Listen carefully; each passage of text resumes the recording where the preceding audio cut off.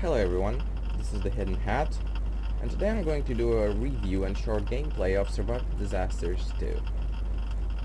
I'm going to start off by noticing the map, and because the map is the first thing you see when you join this game. I'm going to do a comparison with the first game, which actually at this time, which is 9:35 GMT, it's 11:35 in my time zone, so it's in the middle of the night for all Americans. This game only has 150 people playing, which is quite a lot, but nothing in comparison to the first game that right now has around 600 to 700 people playing. Quite weird, huh? I mean, this game, which is the much newer one, the one that is viewed as more modern, has more than 4 times less players than the first one. And I'm pretty sure that this video will explain why. So first of all, I'm going to say that I've played this game for a while. So I've seen most, if not all, maps and been through most, if not all, disasters and minigames. So I really can make a comparison between the two. So first of all, the maps. In my opinion, the first game's maps are much better, and I'm going to state why. The first game always provides a very classic vibe. The maps are made to look like they're from old Roblox. Actually, some of them are actually very old maps, but there are some newer maps that were added sometime in the past year that give the same classic feeling, although being new. And they do have more modern elements, but they still give you better visual experience. So that's a plus for the first game and not so good of a feature for this one. Now, when it comes to the shop, this game is obviously much better. There's 3 vendors. The first one, this one, sells game passes and developer products, the kind of items you actually buy for Roblox. Now, I'm pretty sure the second one gives you gear, and a plus would be the fact that gear is really cheap in comparison to how much money you earn. And you can rent, for instance, a gravity coil for only 400 coins, and it actually lasts until you leave the game. So actually it remains in your inventory after you die. That's a big plus. And the third one sells orbs. I'm pretty sure those are used to upgrade your skills, your gear, but I'm not really experienced with that. So as I said, this shop is really well made. And now I'm going to talk a bit about minigames, and let's not take disasters and minigames in the same cup, because there are 2 types of things you can play in this game. So basically, there are the disasters that occur on the map that is chosen, and there's the minigames, the small disasters, so to say, that teleport you into a special arena or into a place that doesn't have anything to do with a map.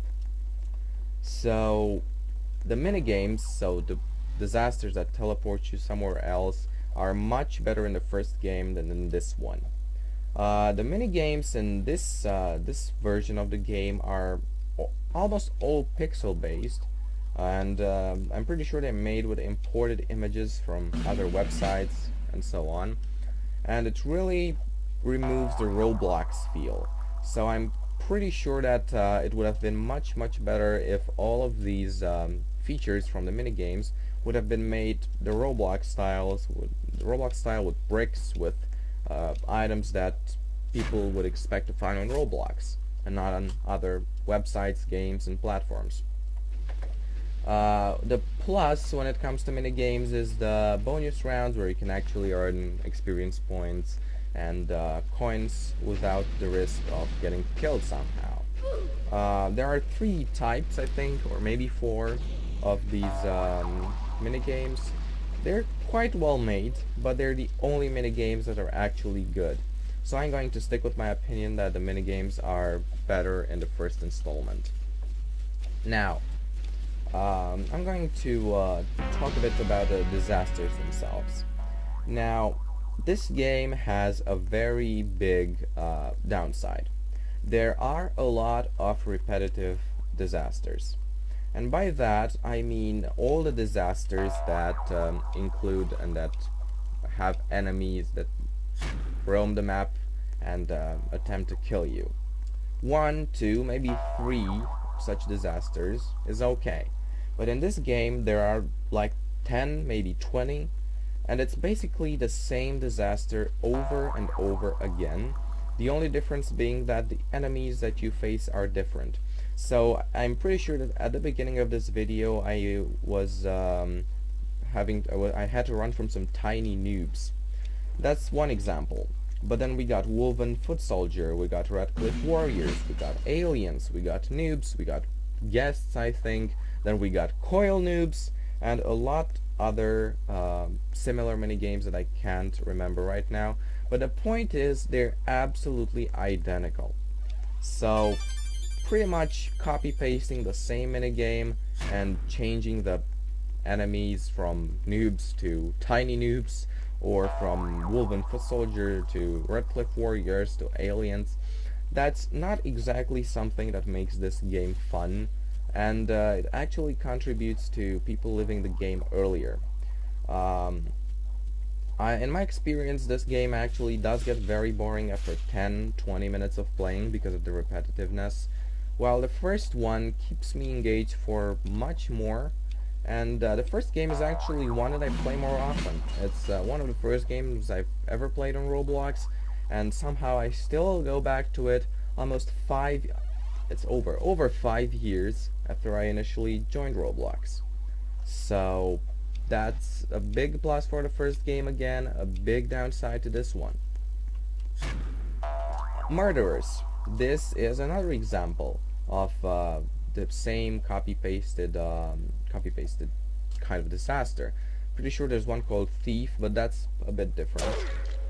And this minigame, for instance, has Taymaster as the murderer. Oh, and Lolaris. I really don't think that including a trend that kind of died down in the last period is a good idea, because really the murder trend was only here for a while, and now it's not really so much of a big deal. Now, overall, some of the disasters are actually good, and the plus side is that this game is much more much smoother than the first game, because the first game had a few glitches. Now, most of these glitches were fixed, but there are still some problems.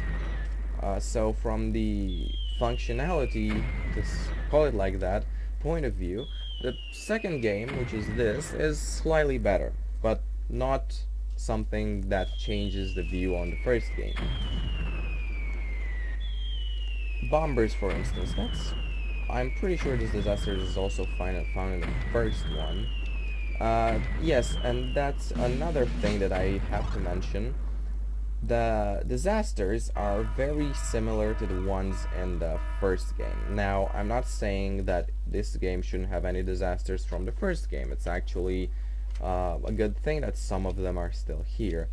But the point is, there's too many disasters from the first game that are still here. So, too little original ones. So basically, this is a remake of the first game, which isn't exactly what people would expect when they see Survive the Disasters 2. When people see Survive the Disasters 2, they most likely expect a new game with completely other disasters and minigames, and not copy-pastes of the first one. So yes, I agree with some disasters being the same, but in this case, almost all of them are the same. All in all, the game is not that bad, although it has a few downsides. And since most people actually rate games from 1 to 10, I'm going to give this game a 7.5. Because it does have some pretty cool upsides. which is the shop, a few of the minigames which have been remade really well. And what I like a lot of this about this game is the screen you get at the end of each round that tells you how much experience points, how many coins you earned after a round, because that's a really nice information, especially that every disaster awards you different amounts of experience points and coins. So I think that's a really good update and finishing touch that makes this game a little bit better than it would have been without it. But I'm going to say it, the first game is significantly better than this one.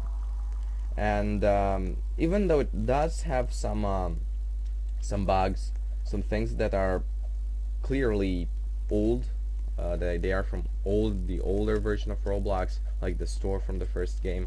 I really think the first one is more enjoyable and keeps people engaged for much more time. So I'm going to stick with the rating I gave it. I would recommend this game, but honestly, if you want to burn some time somehow, I would suggest the first one, because this game is actually going to become too repetitive after 20 to 30 minutes, maybe even less for some people, maybe slightly more for some, depends on whatever disasters you stumble upon. So that being said, thank you for watching. If you like this video, please like and subscribe. Check my other videos, and until next time, bye.